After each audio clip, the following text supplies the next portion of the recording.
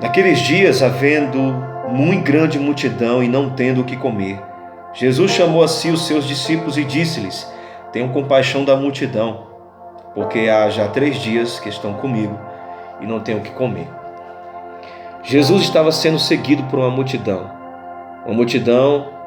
que há um tempo atrás, no começo do ministério de Cristo, ouvira do próprio Jesus dizendo: Busque primeiro o reino de Deus e a sua justiça, e as demais coisas serão acrescentadas.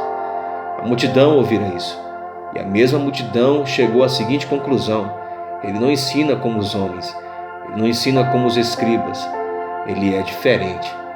E Jesus começou a manifestar o seu poder, a graça revelada por meio das curas, dos livramentos, das expulsões de demônios.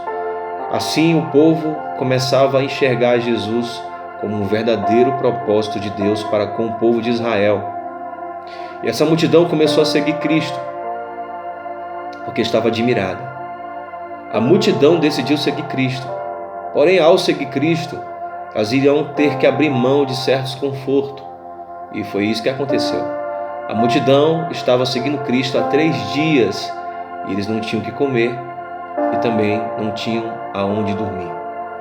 Isso revela que eles levaram a sério essa palavra: buscar primeiro o reino de Deus e a sua justiça, e as demais coisas serão acrescentadas.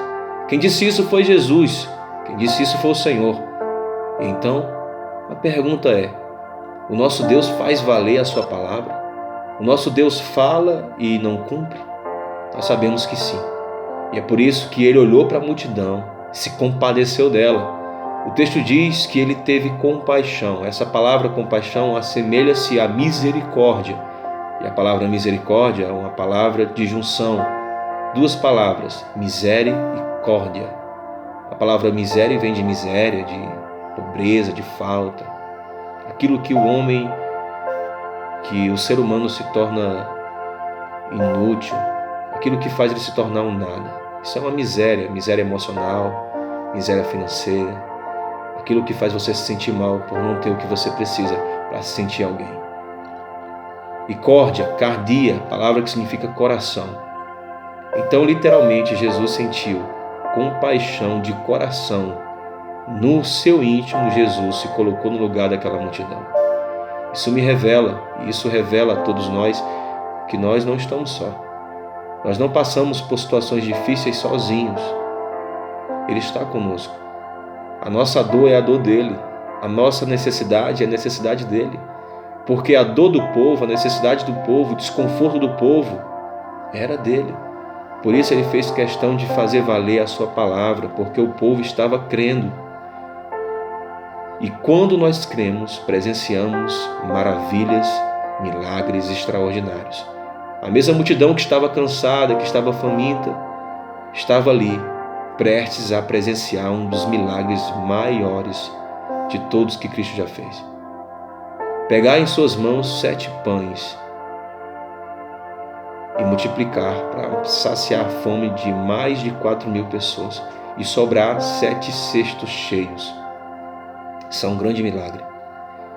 Mas muito mais do que saciar a fome, nós temos que entender que Ele está conosco. Muito mais do que os livramentos, temos que agradecer por Ele estar conosco. Muito mais que as bênçãos que nós contamos ter, devemos agradecer por Ele estar conosco.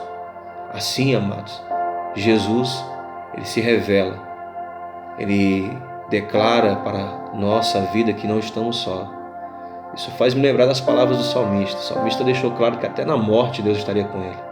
Ainda que eu ande pelo vale da sombra da morte, não temerei mal algum. No Salmo 91, o salmista faz um convite: aquele que quiser habitar no esconderijo do Altíssimo, a sombra do Onipotente descansará.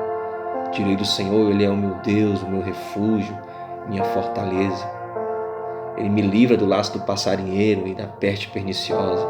Ele me cobre com suas penas, debaixo de suas asas estou seguro.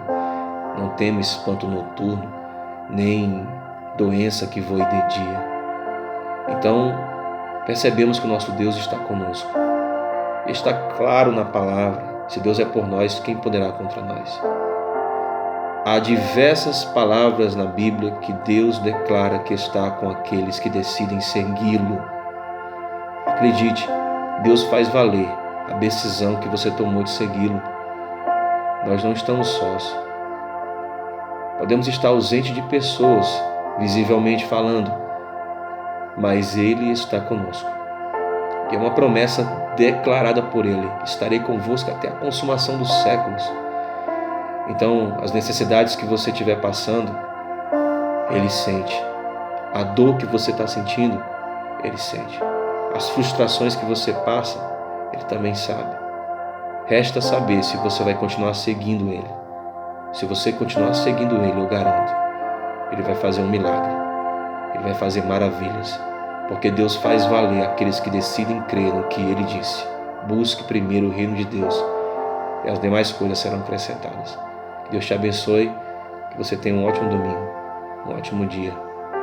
Medite na palavra de Deus, pois ela é o alimento para a alma.